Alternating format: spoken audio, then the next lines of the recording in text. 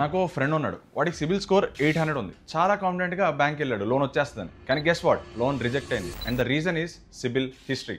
Loan రావాలి అంటే మంచి సిబిల్ స్కోర్ ఒక్కటే చాలదు, మంచి సిబిల్ హిస్టరీ కూడా ఉండాలి. అదేంటో డీటెయిల్ గా డిస్కస్ చేద్దాం. ఈ రీల్ ని లోన్ రిజెక్ట్ అయిన మీ ఫ్రెండ్ కి షేర్ చేయండి. సిబిల్ స్కోర్ అంటే just number between 300 to 900. But అదే సిబిల్ హిస్టరీ అనుకోండి, నువ్వు అసలు ఆ స్కోర్కి ఎలా రీచ్ అయ్యావు అనేది మొత్తం డీటెయిల్ రిపోర్ట్ కార్డ్ ఉంటుంది వాళ్ళ దగ్గర. అసలు మీ సిబిల్ హిస్టరీలో బ్యాంక్స్ ఏమేమి చెక్ చేస్తాయి, టైంకి ఈఎంఐస్ కడుతున్నావా లేదా, డిపిడీస్ ఉన్నాయా లేవా చూసుకోండి. డిపిడి అంటే delayed payment dates. For example మీరు 10th కట్టాలి కానీ 15th కట్టారనుకోండి, అప్పుడు మీ డిలేడ్ పేమెంట్ డేట్స్ 5 days అవుతుంది. సో అది ఉండకుండా చూసుకోండి. క్రెడిట్ లిమిట్ ఎప్పుడు ఫుల్ గా యూస్ చేయొద్దు. Try to keep it up to 30% of the maximum limit. So me score 750 or 800 ఉన్నా కానీ రీసెంట్ టైమ్స్ లో మీకు ఒక్క లేట్ ఈఎంఐ రీపేమెంట్ ఉన్నా కానీ it's considered as a red flag. So point ఏంటంటే ఒక మంచి సిబిల్ స్కోర్ మెయింటైన్ చేస్తూ మంచి సిబిల్ హిస్టరీ కూడా మెయింటైన్ చేస్తూ ఉంచుకోండి. మీకు ఎలాంటి లోన్ రిక్వైర్మెంట్ ఉన్నా మీకున్న సిబిల్ స్కోర్ కి ఆర్ మీ సిబిల్ హిస్టరీకి అసలు ఎలాంటి లోన్ వస్తుంది, ఎక్కడ వస్తుంది, ఏ బ్యాంక్ ఇస్తుంది, ఎంత ఇస్తుంది, ఇవన్నీ మేము మీకు ఫ్రీగా గైడెన్స్ ఇస్తాం. ఈ స్క్రీన్ మీద కనబడుతున్న నెంబర్ కనుక మీరు ఫోన్ చేస్తే someone from our TFS company will guide you and మీకు అన్ని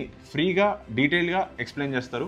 and yes, it's completely for free. So next time finance గురించి ఎవరైనా చెప్పినప్పుడు నాకు తెలియదు బ్రో అని అనుకుండా ఉండాలి అంటే మన టీఎఫ్ఎస్ పేజ్ని ఫాలో అయిపోండి.